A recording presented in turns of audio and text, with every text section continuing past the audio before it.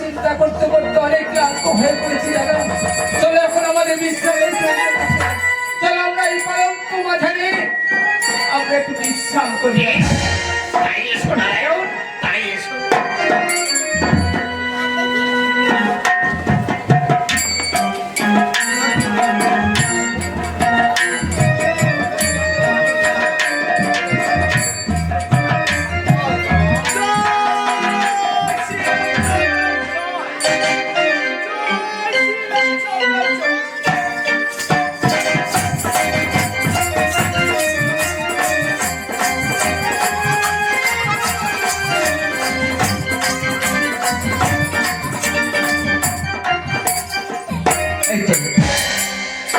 দেখতে দেখতে এলাম আমি দ্বারকা নগরী, কিন্তু কিন্তু স্বর্ণ পালঙ্কের উপরে ঘুমিয়ে আছি। শোনো ঠাকুর, আমার ঠাকুর, আমি কেমন করি কেমন ভাবে কিনা সজ্জায় সজ্জিত করে স্বর্ণ পালঙ্ক গুলো নিয়ে যাবো দ্বারকা থেকে আমি অসুখ কারণে মানে আমি কেটাই তোমাদের কতই আদেশ পালন করেছি ঠাকুর।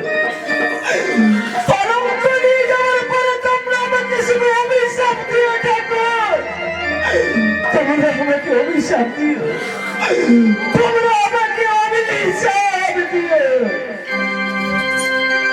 আর উদিত হইলা ভানু এই গগন দহলে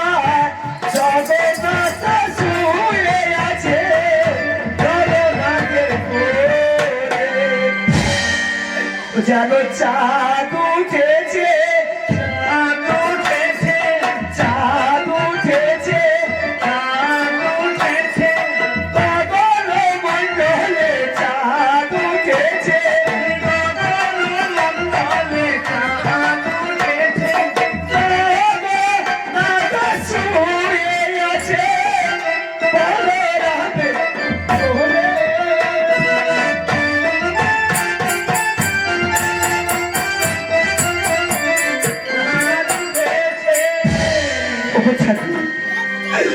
তোমাদেরকে আমি দিনা সঞ্চয় সঞ্চিত করছি ঠাকুর। তোমরা পারলে শুধু আমাকে অভিশাপ দিও ঠাকুর, অভিশাপ দিও। আমি তো তাই তোমাদের কতই না আদেশ পালন করেছি। আজ আমি তোমাদের ভক্ত হয়ে তোমাকে আমি দিনা সঞ্চয় সঞ্চিত করছি ঠাকুর। পারলে তুমি আমায় অভিশাপ দিও ঠাকুর, পারলে তুমি আমায় অভিশাপ দিও।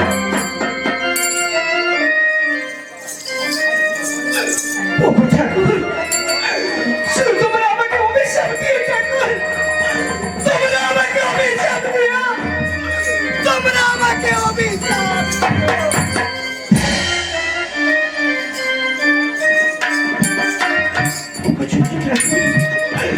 তোমাকে আমি দিনা সঞ্চয় সঞ্চিত করেছি। তুমি আমায় ক্ষমা করে দিও ঠাকুর, তুমি আমায় ক্ষমা করে দিও, তুমি আমায় ক্ষমা করে দিও, ক্ষমা করে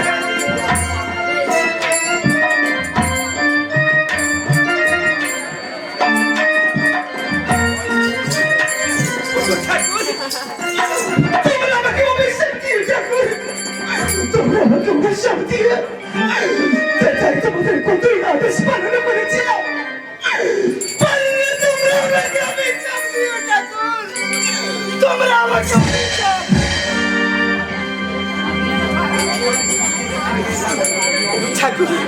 আজ তোমাদেরকে আমি দিনা সজ্জায় সজ্জিত করি স্বপ্ন পালন করি আমি চললাম সেই অসৎ কারণে চললাম আমি সেই অসৎ কারণে জয় শ্রীরাম চন্দ্র জয়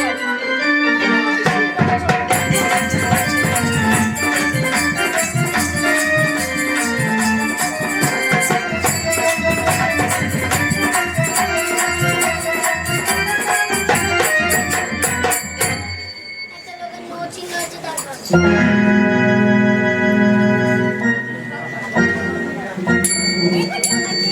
এই তো এইখানে যারা বাবুজি এসে উপস্থিত হলাম এবার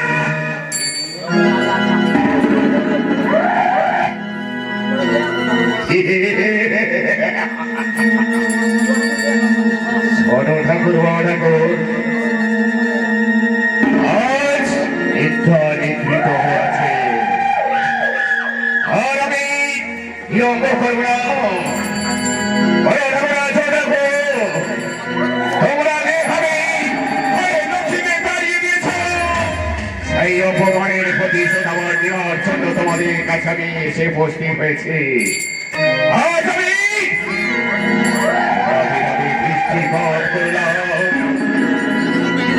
ওটা ভালার সঙ্গে সঙ্গে তোমার ক্ষুধার জ্বালায় ছটফট করবে অভিনয়ের প্রচন্ড ঈশ্বরে ছটফট করবে অভিনয় কিন্তু ঘরের লক্ষ্মীকে তাড়িয়ে দাও কত ভয় ভয়ঙ্কর এই আমি দৃষ্টিপাত করলাম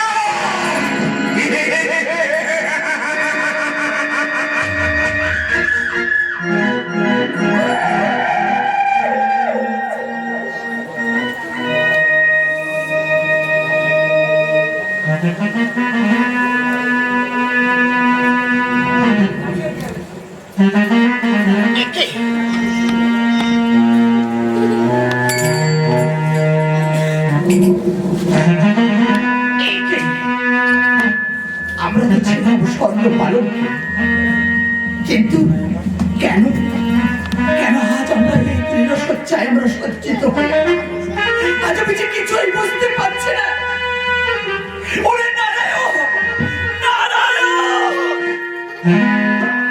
ওঠ ভাই ওঠ দেখ নারায়ণ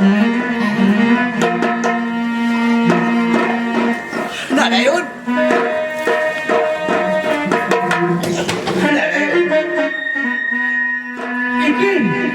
ইতি দাদা আমরা তো স্বর্ণ পালকের উপর শয়ন করেছিলাম কেন কেন আমরা এই তৃণসজ্জায় সজ্জিত হয়ে আছি দাদা বলতে পারো দাদা আমাদের স্বর্ণ পালক কোথায় গেল আমি যে কিছুই বুঝতে পারছি না রে আমরা তো ছিলাম স্বর্ণ পালঙ্কে নিদ্রিত কিন্তু কোথায় গেল আজ আমাদের সেই স্বর্ণ পালঙ্ক দাদা আমরা কেন এমনি ভাবে আজ এই তৃণসজ্জায় সজ্জিত আমি যে কিছুই বুঝতে পারছি না দাদা আমি যে কিছুই বুঝতে পারছি না এর আর বোঝার কি আছে দাদা তুমি কি এটাও বুঝতে পারছো না দাদা আজ যে আমরা আমাদের গৃহ লক্ষ্মীকে তাড়িয়ে দিয়েছি লক্ষ্মীকে তাড়িয়ে দেওয়ার পরিণাম আমরা এটাই পেলাম দাদা লক্ষ্মীকে তাড়িয়ে দেওয়ার পর আমাদের যার স্বর্ণ পালককে শয়ন করার অধিকার নেই দাদা আয় এক এক করে আমাদের সব কিছু শেষ হয়ে গেছে কি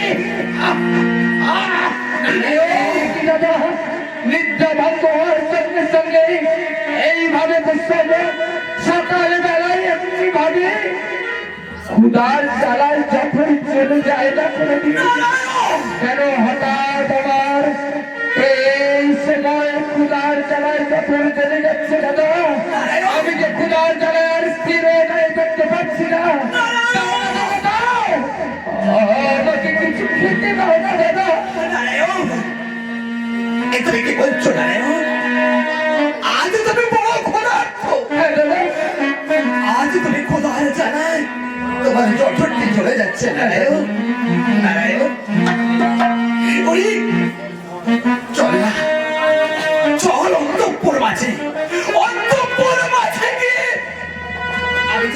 এর পরে আমি তোকে খাওয়াবো। দাদা নারায়ণ, আমি যে আর চলতে পারছি না, তুমি ছুটে যাও দাদা, আমাদের রক্ষণশালা হতে আমার জন্য কিছু খাবার নিয়ে এসো। আমি যে এক পদে চলতে পারবো না, ক্ষুধার জ্বালায় যে আমার সারা শরীরটা কেমন নিস্তব্ধ হয়ে যাচ্ছে দাদা। আমি যে ক্ষুধার জ্বালায় এক মুহূর্তে সহ্য করতে পারছি না। নারায়ণ, বেশ নারায়ণ, তুমি ঘন ঘন ব্যাখ্যা করো নারায়ণ। আমি যাব রন্ধনশালায়, আমি রন্ধনশালা হতে আজ আমি তোমাকে রন্ধন হয়ে দেবো। যাও দাদা যাও, তুমি আর বিলম্ব করো না, এখনই ছুটে গিয়ে আমার জন্য কিছু খাবার নিয়ে এসো দাদা। আমি যে ক্ষুধার জ্বালা সইতে পারছি না দাদা। আমি যখন আছে নারায়ণ, তোমাকে কোনো চিন্তা করতে হবে না নারায়ণ। আমি তোমাকে উদাহরণ পূর্ণ করে তোমাকে আমি ক্ষীর সত্যটা দেখাবো নারায়ণ। আমি যাবো আর আসবো। লক্ষ্মী!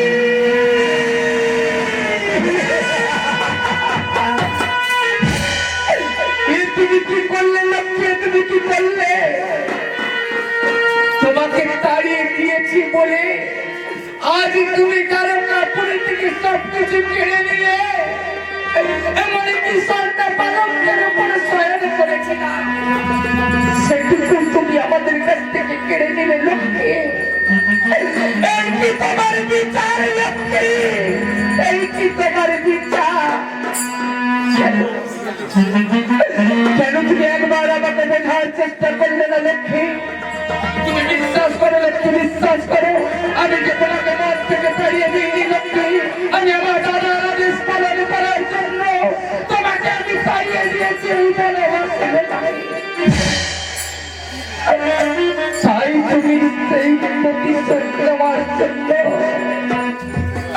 আজ ভাবে আমাকে সত্য পালনকে হাতে দিবে সত্যার সত্যি করে তুমি স্বর্ণ পালন নিয়ে চলে গেলে লক্ষ্মী। তুমি একবার আমার কথা চিন্তা করলে না লক্ষ্মী? তুমি ভাবে আমি কিছু কেড়ে নিলে লক্ষ্মী, তুমি সব কেড়ে নিলে। আমার দাদা গেছে ওই রন্ধনশালায় আমার জন্য খাবার আনতে, কিন্তু দাদা রন্ধনশালা হতে এখনো ফিরে আসছে না কেন? তবে কি দাদা আমার জন্য কোনো খাবার আনতে পারবে না? কেন দাদা আজ খাবার আনতে কি আমাদের করে চুপ করে আছে? দাদা!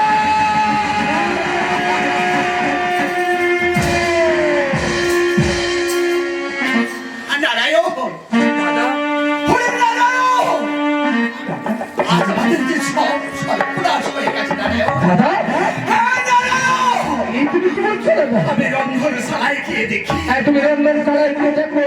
আমাদের রন্ধনশালা সবচেয়ে সুন্দর।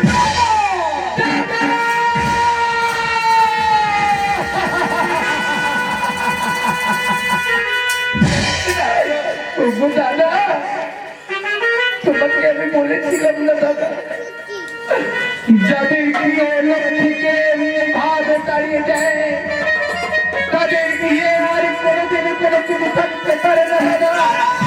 তাই আমি বলছি দাদা, এখনো সময় আছে, দাদা আমরা দুটি ভাইকে আমাদের দ্বারকার লক্ষ্মীকে আমরা দ্বারকায় ফিরে।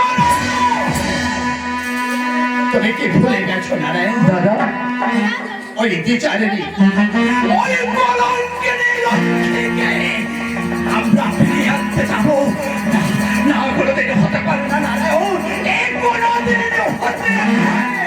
দাদা, তাহলে তুমি তো আমায় কথা দিয়েছিলে দাদা, আমার বিপদ আপদে সম্পদে সদা সর্বক্ষণে তুমি আমার পাশে থাকবে। আমার যখন যা প্রয়োজন হবে তুমি আমার প্রয়োজন তুমি মিটিয়ে দেবে। তাহলে আমার এই ক্ষুধার সময় কেন তুমি এক মুষ্টি অন্ন আমাকে দিতে পারছো না দাদা? দাদা, আমার এই ক্ষুধার সময় তুমি আমাকে দিতে উদারপূর্ণ করে খেতে দাও দাদা। আমি যে ক্ষুধার জ্বালার সহ্য করতে পারছি না দাদা। তুই কি আমার ছোট্ট ভাই নারায়ণ? আমি যে তোর দুঃখ আজ আমি কষ্ট আমি কিছুতেই সহ্য করতে পারবো না রে দাদা। হ্যাঁ, তোকে যাওয়া কি আমাকে খেতে দিতে হবে, তোর দ্বারা পূর্ণ করে তোকে যাবে আমি আমি তোকে কষ্ট পেতে দেবো না নারায়ণ। চল অন্ত বড় মাঝে নারায়ণ, আমি তোকে আমি উদর পূর্ণ করে খাওয়াবো নারায়ণ। চল নারায়ণ, আজ আমাদের তারকায় যখন কিচ্ছু নেই, আমরা যাবো ওই নগরে, ওই নগরবাসীদের কাজ ধরে অনেক কাজে নিয়ে আসবো। সেই কাজে এসে আমি তোকে যে উদর পূর্ণ করে দাদা। তুমি কি বললে দাদা? আজ খুদার জ্বালানি মারানি করার জন্য যেতে হবে আমাদের এই নগরে ভিক্ষে করে খেতে হবে দাদা। কেন নারায়ণ, তুই কি পারবি না ভাই? বললা তুই কি পারবি না নারায়ণ? বললা কেন নীরব নিস্তব্ধ হয়ে আছে? কেন পারবো না দাদা? আজ তোমার মতো দাদার কথা শুনে আমি যদি আমার লক্ষ্মীকে চিরদিনের জন্য তাড়িয়ে দিতে পারি, আর সেই দাদার কথা শুনে আমি নগরে ভিক্ষে করতে পারবো না? পারবো দাদা। চলো দাদা চলো, আমি যে ক্ষুধার জ্বালা সহ্য করতে পারছি না, চলো আমাকে নিয়ে চলো ওই নগরে গিয়ে আমরা ভিক্ষে করে আমাদের ক্ষুধার জ্বালা আমরা নিবারণ করবো দাদা। বলেছিস নারায়ণ, তুই আমার দাবি দেবো, আজ আমি তোকে আমার দাবি দেবো, আমি নিয়ে যাবো ওই ধরালাম কাজে, আমি ওই নগর ভিক্ষে করে নিয়ে এসে খাবো। বেশ তাই, চলো দাদা, আয় চলে আয় ভাই, আয় চলে আয়।